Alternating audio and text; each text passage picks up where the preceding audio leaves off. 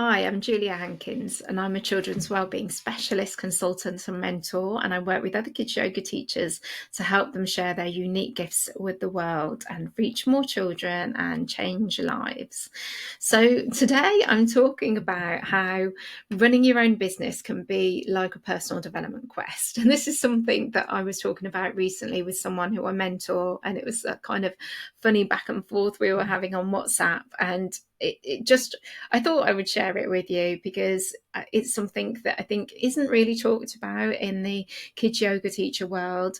And I think it's important that we acknowledge it, as it can really be quite unsettling.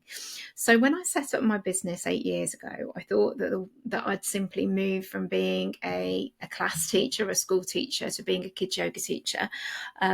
I worried about the business side of things, definitely, as this wasn't my background, and I definitely had concerns about running the business side of things. But generally, I just thought that I'd become less stressed, less busy, and that my health would be positively impacted. And I'd just smoothly transition from being classroom teacher to yoga teacher and fine, job done.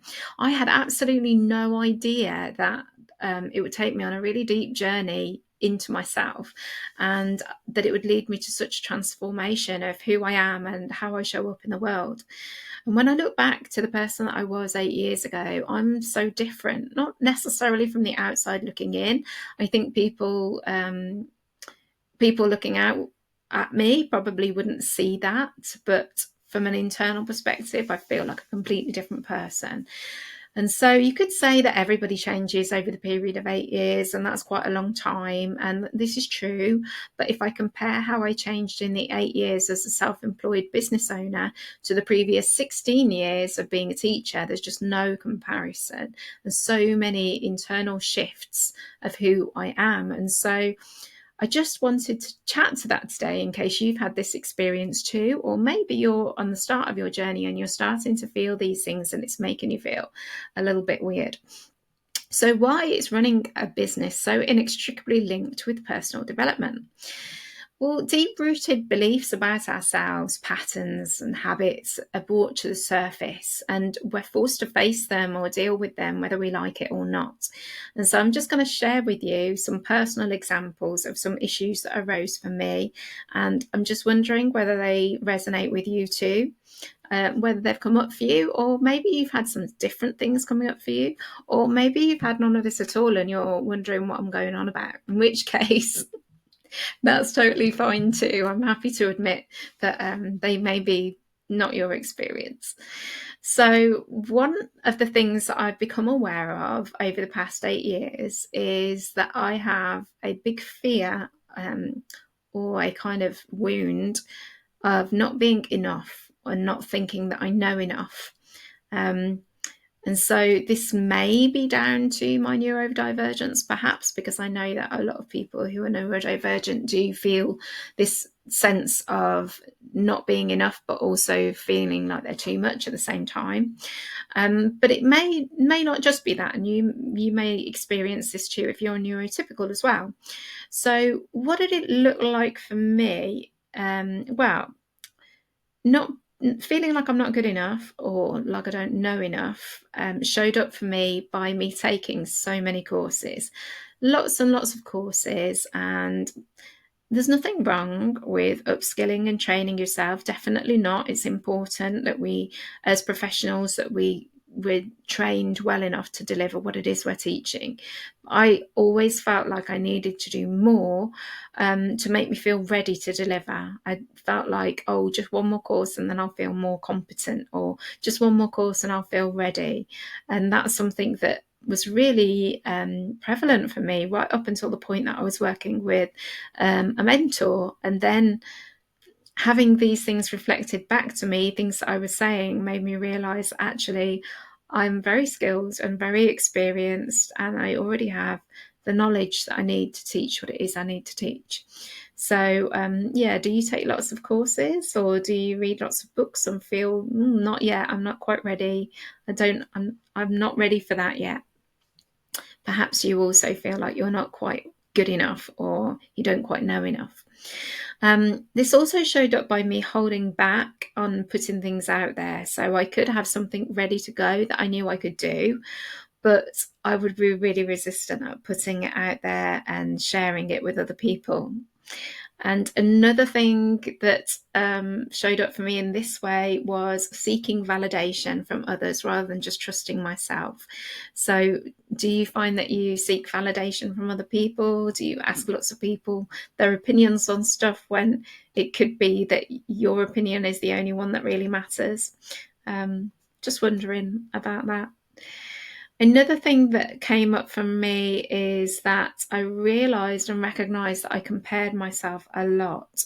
So this was things like following other social media accounts of people who were similar to me in similar jobs to me. Um, yeah, mainly that was the main one. That was the main one, following social media accounts. And occasionally chatting to other kids yoga teachers or other people, other yoga teachers in general on courses and things that I did. But I definitely compared myself with other people.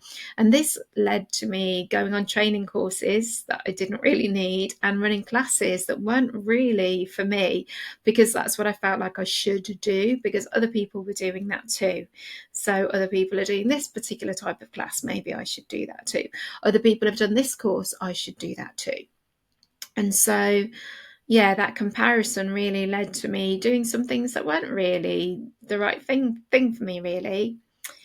And so another thing was thinking that other people have got it all figured out and I'm behind where I should be. I did do that a lot and felt like, oh, everyone else knows what they're doing and I don't. And I think the big secret is nobody really knows what they're doing. We're all just doing the best that we can. We're all just kind of, doing what we can, being human in our own way. Nobody has it all figured out. And again, this led to feelings of not being enough, which fed into the first thing that I was saying, the first fear of not being enough. So when I compared myself with others, it led me to feel not enough. Another thing that came up for me over the past 8 years was feelings of vulnerability, feelings of judgment, and fear of judgment and fear of rejection. And so that led me to resist being able to show up in my business on social media or even talking about it with people who I knew, especially those that don't get what I do. Just being really worried, like, oh, what if they judge what I do? What if they think what I do is rubbish? Just felt really, really vulnerable. And this also resulted in me putting up barriers to putting a new offer out there or reaching out to potential clients or potential schools, because I was a little bit afraid of, oh, what if they think it's a bit shit? What if they reject me? Or what if they say they can't do it right now? Or, it felt really vulnerable. And so that came up for me over the past 8 years. Something else that came up for me was workaholic and perfectionist tendencies. So I was a workaholic definitely when I was a teacher, and I told myself that it's because of the environment that I was in and because of the work that I had. But then since having my own business, I realized this was a kind of habit and a pattern of behavior, and I very quickly became a workaholic in my own business too, doing really long weeks, really long days, and not really listening to my body. So being a perfectionist comes up a lot as well, and this results in me spending a long time on tasks, much longer than I really needed to. And it also led to me holding off sharing things because I felt they weren't ready yet, they weren't perfect enough, or it didn't look quite right. I need to fiddle with it a bit more until it's perfect. It also led to me being quite hard on myself if I made a mistake. So, for example, a training that I just recently delivered at a school, in the manual, I found a typo. Actually, I found 2 typos. One, I had like a random word face in one bit. I don't know why, just the random word face. It didn't mean anything to anyone. And I also had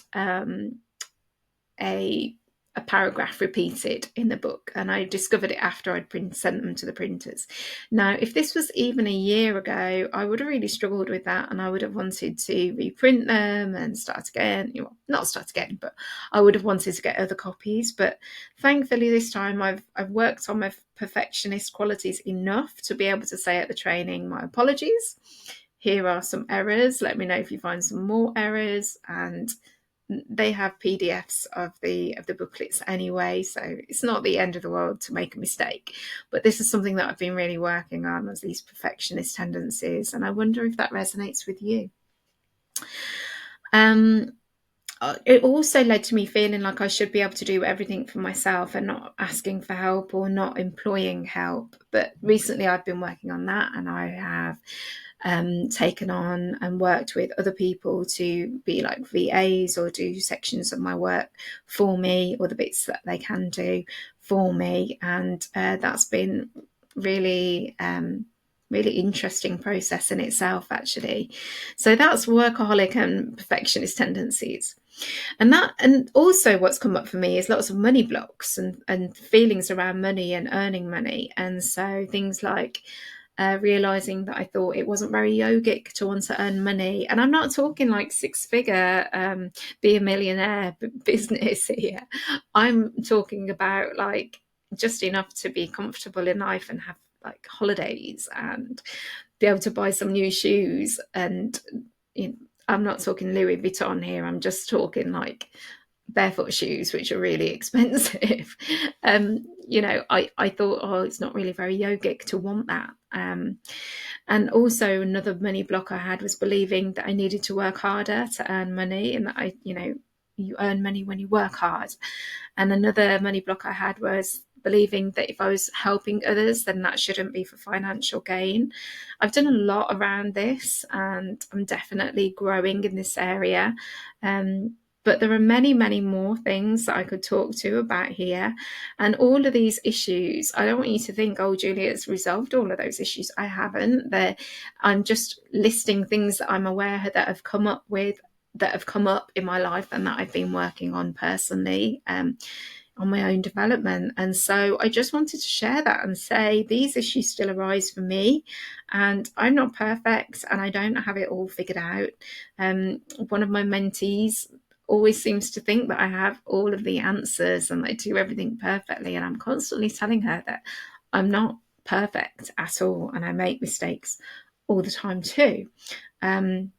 Perhaps I'm just a little further down the road, or I have a few more strategies or ideas than some people may. But I'm still very much on my own learning journey too. And so, to be honest, I don't actually believe that anybody has it all figured out. So if somebody's making out like they have it all sorted and they know exactly what they're doing and all of the rest of it, I'm not sure I believe them, because we're all human and we all have our own issues that we're working through. And so I just wanted to, comment that when we create something and we bring it into the world, we're sharing something of ourselves, and that can feel incredibly vulnerable, and it can uncover issues and patterns of behavior and thought processes that we didn't know that were there. And so I'm sharing it today, not because I want you to be like, oh, Julia's a right fucking mess. I just wanted to normalize it, because the process and the thoughts and the feelings that may be happening for you too if you're self-employed and you're running your own business. So if you resonate with any of what I'm saying, or even all of what I'm saying, and you'd like some support to accompany you on your journey, then you may benefit from mentoring. And so I'm currently running a special offer that anybody that signs up for the 6-month mentoring in January, they get an extra month free, which takes you right to the end of the school term and a little bit of time to help you prepare for next academic year too. So if you feel like there's things coming up for you that you could do with some support around, whether that's practically in your business, some classes that you're struggling with, or some so the structuring of your classes, or growing the class numbers, or growing your class sizes, or getting more work, whether it's something practical like that, or whether it's something more mindset based, like the things that I've been talking about today, then perhaps you'd like to schedule in a meeting with me, and let's see if we can work together to help you. So if you found this video useful, please like and subscribe. Even if you just watch my video through the newsletter, please try and subscribe. It really helps me to grow my audience and help more people, which is really what I'm here to do. And so thanks very much for watching, and I'll see you soon.